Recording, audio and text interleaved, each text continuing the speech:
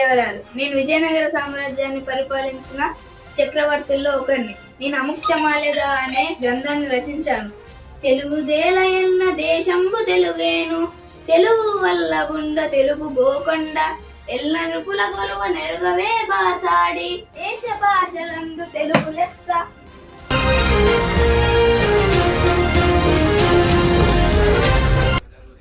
నేను తెలుగు చక్రవర్తిని. నేను ఈ తెలుగు నేలపై పుట్టినందుకు గర్వపడుతున్నాను. తెలుగు కలకండాలంటే తీయనైన భాష. అందరి రాజుల ముందు ఒట్టేసి చెప్తున్నాను, తెలుగు భాష వంటి ఉత్తమమైన తీయనైన భాష మరొకటి లేదు. అందులోని అష్టదిగ్గజాలను మీకు పరిచయం చేయబోతున్నాను. నేను అన్నసాని పెద్దనను. నేను మనుచరిత్ర అనే గ్రంథాన్ని రచించాను.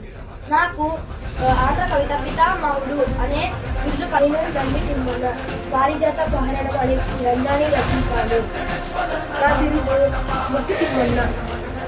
నేను మాదయ్య గారి మన్నదేవు రాజశేఖర అనే గ్రంథాన్ని రచించాను. నా బిరుదు కందుకూరి శుద్ధ కవి పేరు మూర్తి.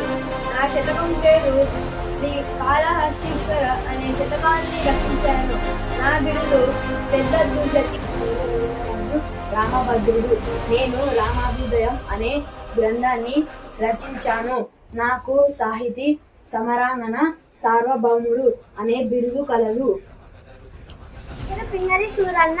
నేను పూర్ణోదయం రాఘవ పాండవీయం అనే గ్రంథాన్ని రచించాను.